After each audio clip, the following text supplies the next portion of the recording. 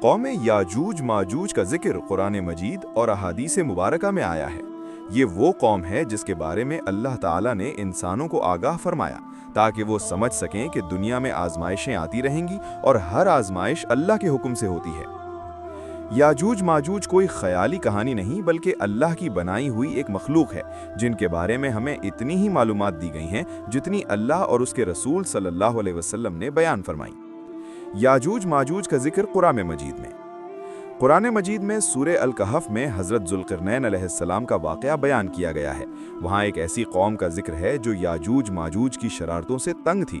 وہ قوم حضرت ذوالقرنین علیہ السلام کے پاس آئی اور فریاد کی کہ یہ لوگ زمین میں فساد پھیلاتے ہیں، لوگوں کو نقصان پہنچاتے ہیں اور امن برباد کر دیتے ہیں۔ حضرت ذوالقرنین علیہ السلام اور دیوار۔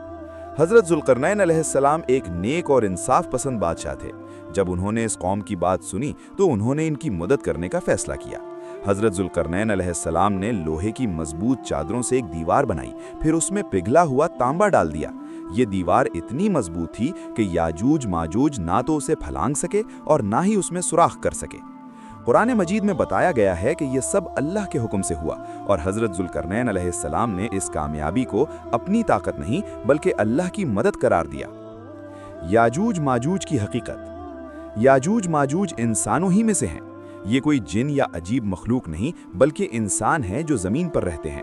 احادیث سے پتہ چلتا ہے کہ ان کی تعداد بہت زیادہ ہوگی اور وہ زمین پر پھیل جائیں گے۔ ان کا مقصد فساد پھیلانا ہوگا مگر وہ اللہ کے حکم کے بغیر کچھ نہیں کر سکتے۔ یاجوج ماجوج اور قیامت کی نشانیاں۔ یاجوج ماجوج کا نکلنا قیامت کی بڑی نشانیوں میں سے ایک ہے، لیکن یہ بات یاد رکھنی چاہیے کہ ان کے نکلنے کا وقت صرف اللہ ہی جانتا ہے۔ کوئی انسان اس دن اور وقت کا اندازہ نہیں لگا سکتا۔ یہ ہمیں ڈرانے کے لیے نہیں بلکہ جگانے کے لیے بتایا گیا ہے تاکہ انسان اپنے اعمال درست کرے۔ رسول اللہ صلی اللہ علیہ وسلم کی تعلیم۔ نبی کریم صلی اللہ علیہ وسلم نے ہمیں یاجوج ماجوج کے فتنے سے بچنے کے لیے اللہ سے پناہ مانگنے کی تلقین فرمائی۔ آپ صلی اللہ علیہ وسلم نے سکھایا کہ ایمان مضبوط رکھا جائے، نیک اعمال کیے جائیں اور اللہ پر مکمل بھروسہ رکھا جائے۔ ہمارے لیے سبق۔ یاجوج ماجوج کے واقعے سے ہمیں یہ سبق ملتا ہے کہ دنیا ہمیشہ ایک جیسی نہیں رہتی۔ طاقت صرف اللہ کے پاس ہے۔ اللہ جس چیز کو روکے کوئی اسے کھول نہیں سکتا۔ نیک حکمران اور انصاف امن کا سبب بنتے ہیں۔ آج کے انسان کے لیے پیغام۔